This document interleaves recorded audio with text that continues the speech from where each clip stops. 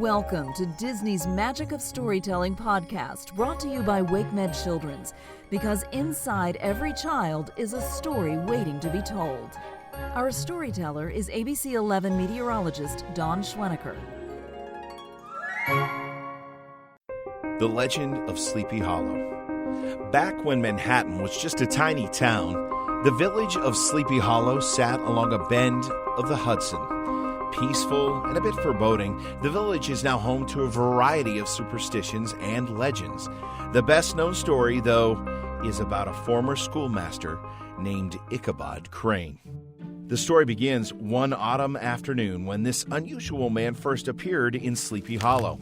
Tall and lanky, Ichabod Crane wandered into town reading a book, oblivious to the commotion he would soon cause. A group of men, known around town as the Sleepy Hollow Boys, was gathered at Ye Olde Snooker and Schnapps shop. Brom Bones, the group's self-appointed leader, was riding in to join his friends when he caught sight of Ichabod entering the village. He called, "Yahoo!" causing the townspeople to take notice of the newcomer. Ichabod didn't notice the curious townsfolk watching him at first. He was too focused on making sure not to walk under a ladder or let a black cat cross his path. Ichabod was a very superstitious fellow. But soon the chatter made him look up from his book. "It's the new schoolmaster," someone shouted from a window. "Ichabod Crane," he said, introducing himself with a bow. Despite his quirky entrance into town, Ichabod quickly fit into his role at the school and became known as a good teacher. He was strict when he needed to be, and he tried to stay on good terms with his students, especially those whose mothers were good cooks. All in all, Ichabod was fitting into Sleepy Hollow quite well, and he began to like his life in the village. But then came that fateful day when Katrina Von Tassel, the only child of rich farmer Baltus Von Tassel, entered Ichabod's life. She was one of the most beautiful women in the village, and she had many suitors vying for her hand in marriage. Ichabod was in the park when the Von Tassels rode through town, and after just one look at Katrina, he was immediately enchanted by her. It wasn't long before she captured his heart.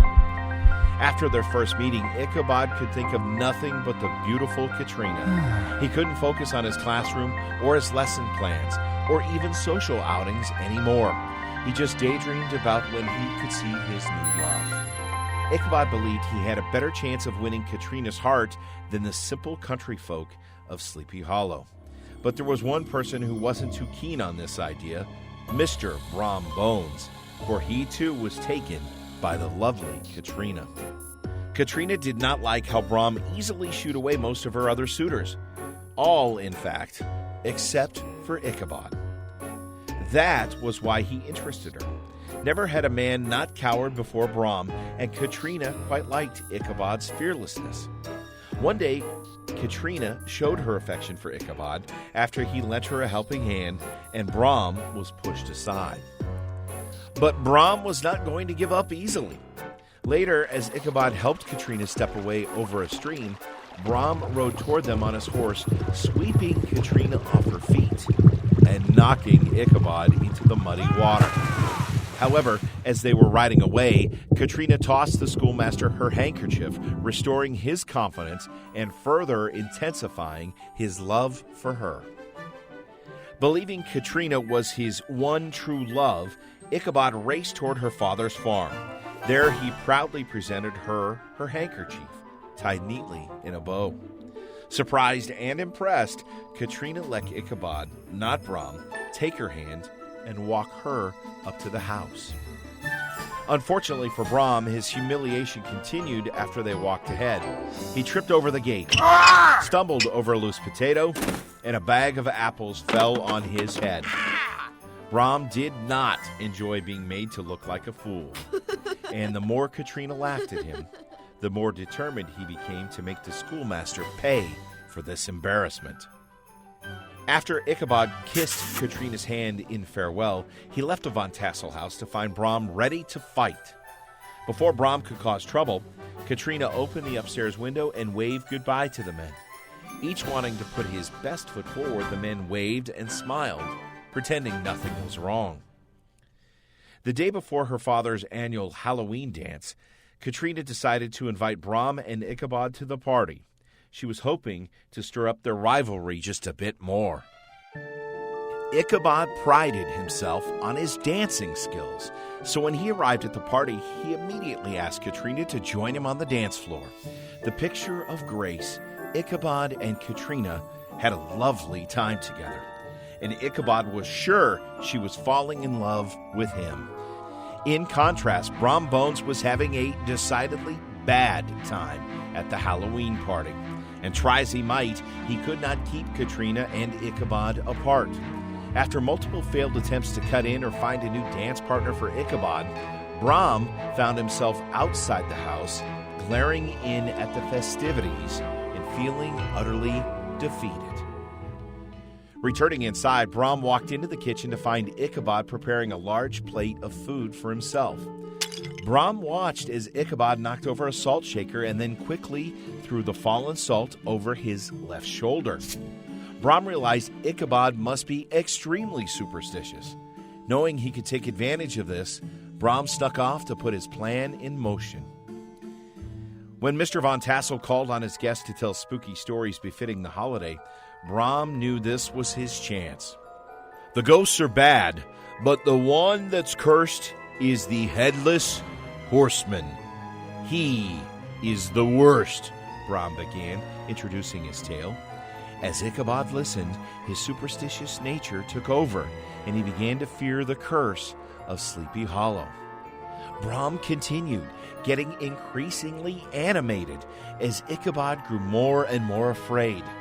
He described a creature who held his flaming pumpkin head in his hand while riding on his horse. He rides one night each year at the witching hour to find a head in the hollow here, Brom warned as he impersonated the horseman.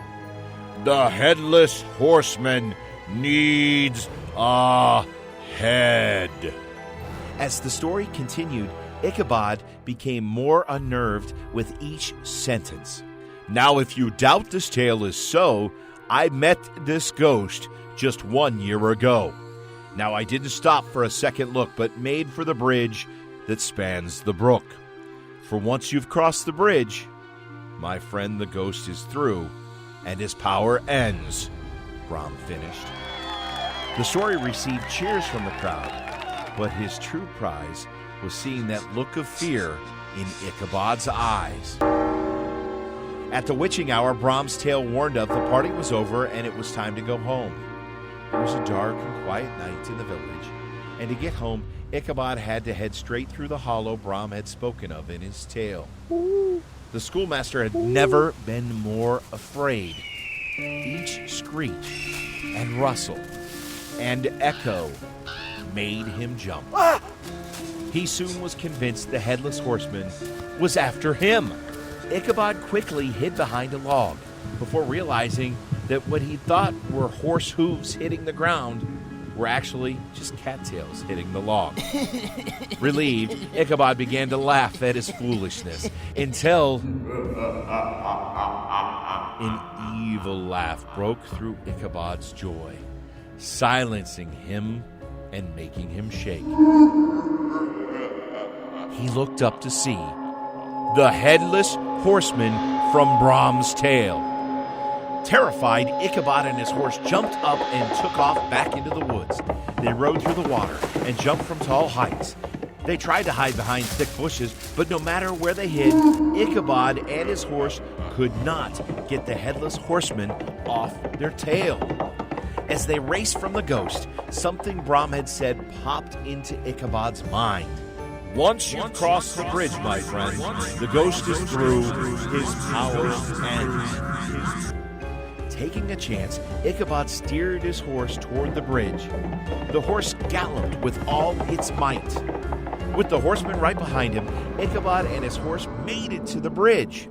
They slowed down at the other end, panting with relief. Ichabod looked up, expecting no longer to see the terrifying horseman now that he'd gotten to safety. But not only was the horseman still there, he raised his arm and flung his flaming pumpkin straight over the bridge, right toward Ichabod. The next day, all that remained by the bridge was a smashed pumpkin and Ichabod's hat. The schoolmaster was nowhere to be seen.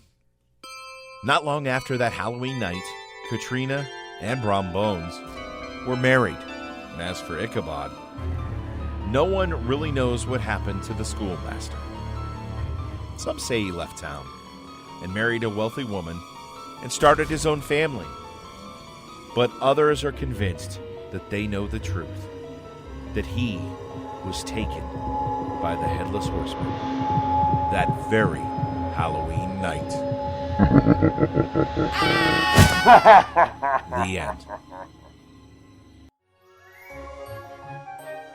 WakeMed Children's is proud to support the ongoing enrichment of children in our community and beyond through our sponsorship of the Disney Magic of Storytelling podcast.